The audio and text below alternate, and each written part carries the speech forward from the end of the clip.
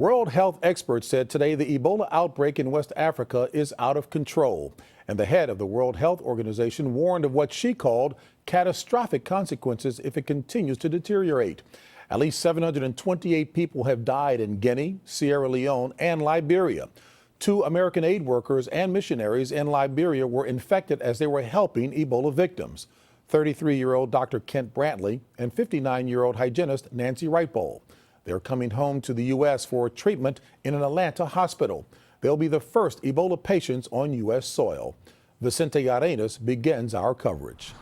The 2 missionaries will be flown from Liberia to Dobbins Air Reserve Base in Marietta, Georgia. The jet is outfitted with a portable tent-like device called an aeromedical biological containment system. The patients will be transported individually. Once on the ground here, an ambulance and law enforcement escort will transport the patient to Emory University Hospital 20 miles away. Dr. Bruce Ribner heads Emory's infectious disease unit and will help treat both patients. And we feel that we have the environment and expertise to offer them the maximum opportunity for recovery from these infections. Bruce Johnson is president of the group that sponsored Wrightbowl's missions. Obviously, this virus has taken a lot out of them. They're very weak, but responsive, being able to get up, take care of their needs, and are conversing with loved ones, with their doctors, so that's really encouraging. Once in the United States, Dr. Brantley and Wrightbowl will be put in this isolation unit at Emory, separated from other buildings. Visitors must stand behind glass windows and use an intercom system to communicate.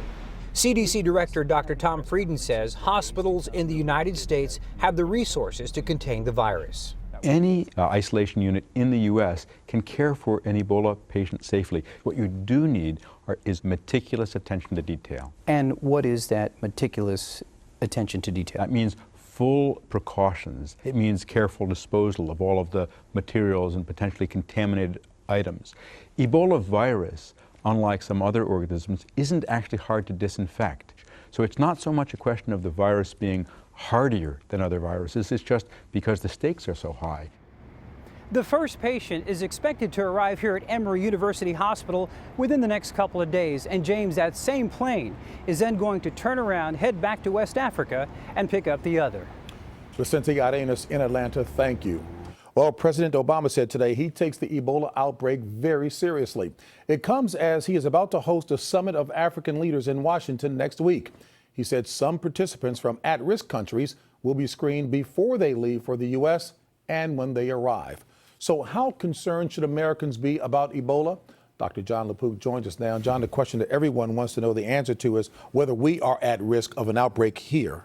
Right, understandably, people are concerned. The CDC and every single Ebola expert I've spoken to have said the same thing. Even if a traveler accidentally brings the virus into the United States, the odds that it's going to spread widely are very, very low. So why would it not be the same case here? There are some real differences between Africa and here. In Africa, there's a real lack of supplies and personnel. There are some burial practices where family members help prepare the body and they can accidentally or intentionally touch the body and become infected. And then there's severe mistrust of doctors. And you can understand why. People enter hospitals, they don't leave, so people are actually running away. Now, people may be surprised to know there's a lot of experience with Ebola outbreaks in Africa over the last 4 decades. There have been dozens of outbreaks, and people have learned some lessons. For one, early diagnosis. Then you isolate the patient, you track down their contacts. And the CDC says we are totally set up to do that here in the United States. A very busy Dr. Jon LaPook. Thank you so much.